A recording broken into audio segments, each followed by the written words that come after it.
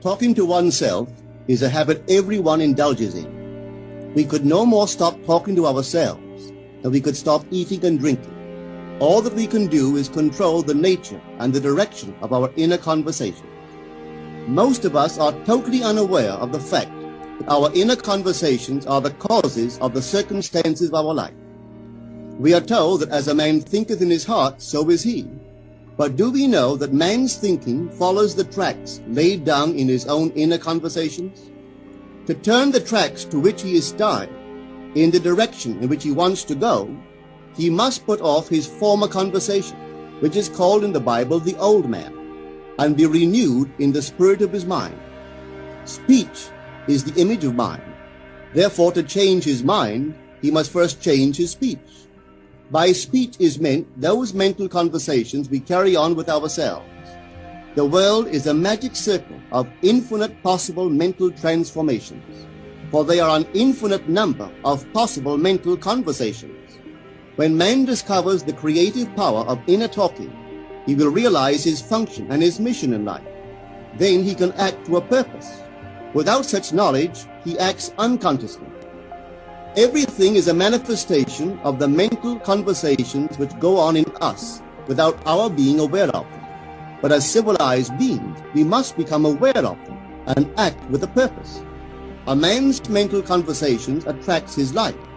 As long as there is no change in his inner talking, the personal history of the man remains the same. To attempt to change the world before we change our inner talking is the struggle against the very nature of things.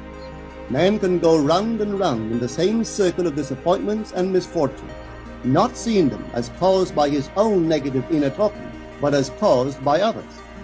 This may seem far-fetched, but it is a matter which lends itself to research and experiment.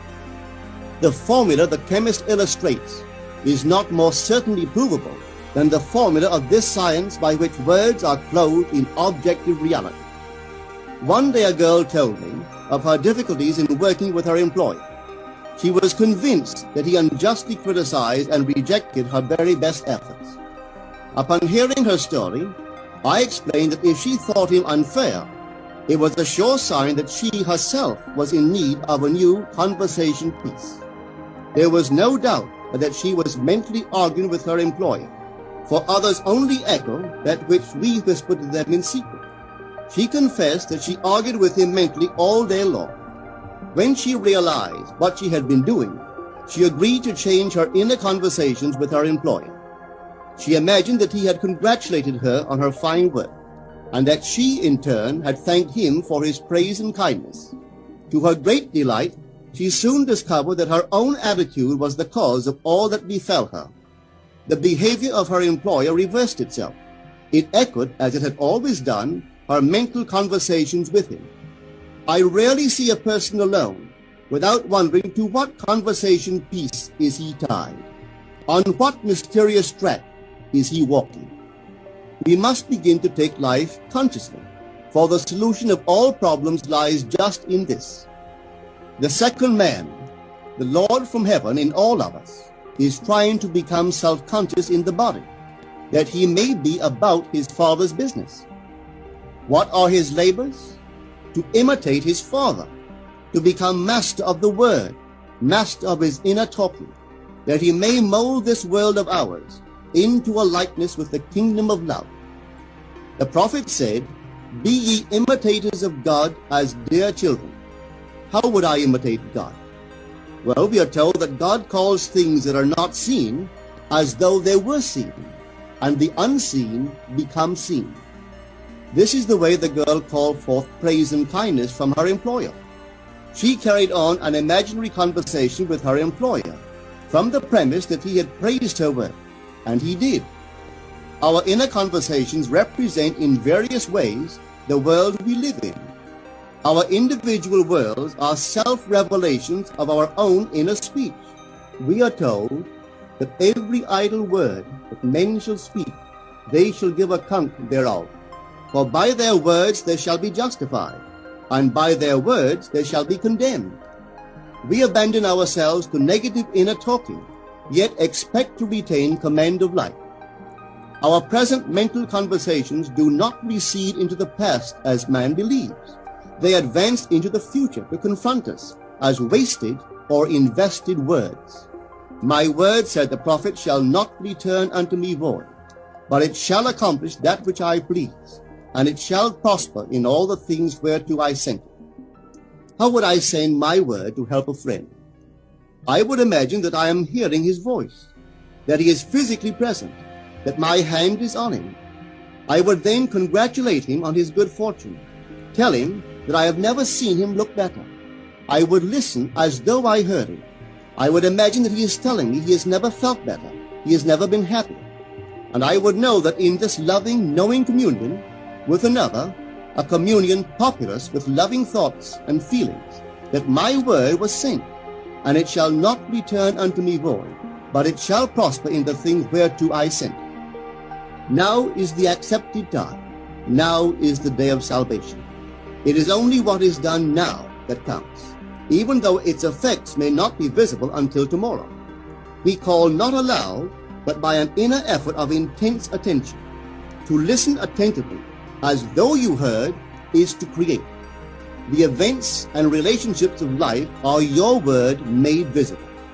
Most of us rob others of their willingness and their ability to be kind and generous by our fixed attitudes towards them. Our attitudes unfold within us in the form of mental conversations. Inner talking from premises of fulfilled desire is the way to consciously create circumstances. Our inner conversations are perpetually outpictured all around us in happiness. Therefore, what we desire to see and hear without, we must see and hear within, for the whole manifested world goes to show us what use we have made of the word. If you practice this art of controlled inner speaking, you too will know what a thrill it is to be able to say, and now I have told you before it come to pass, that when it is come to pass, ye might believe. You will be able to consciously use your imagination to transform and channel the immense creative energies of your inner speech from the mental, emotional level to the physical level. And I do not know what limits, if any, there are to such a process. What is your aim? Does your inner talking match it? It must, you know. If you would realize your aim, for as the prophet asked, can two walk together except they be agreed? And of course the answer is no, they cannot. The two who must agree are your inner conversation and the state desired. That is, what you desire to see and hear without, you must see and hear within. Every stage of man's progress is made by the conscious exercise of his imagination, matching his inner speech to his fulfilled desire. As we control our inner talking, matching it to our fulfilled desires, we can lay aside all other processes. Then we simply act by clear imagination and intention. We imagine the wish fulfilled and carry on mental conversations from that premise. The right inner speech is the speech that would be yours were you to realize your ideal. In other words, it is the speech of fulfilled desire. Now you will understand how wise the ancient was when he told us in the Hermetica. There are two gifts which God has bestowed upon man alone and on no other mortal creature. These two are mind and speech, and the gift of mind and speech is equivalent to that of immortality. If a man uses these two gifts rightly, he will differ in nothing from the immortals. And when he quits his body, mind and speech will be his guides, and by them he will be brought into the troop of the gods and the souls that have attained to bliss. With the gift of mind and speech, you create the conditions and circumstances of life. In the beginning was the Word, and the Word was with God, and the Word was God. The Word, said Hermes, is Son, and mind is Father of the Word. They are not separate one from the other, for life is the union of word and mind. You and your inner talking or word are one.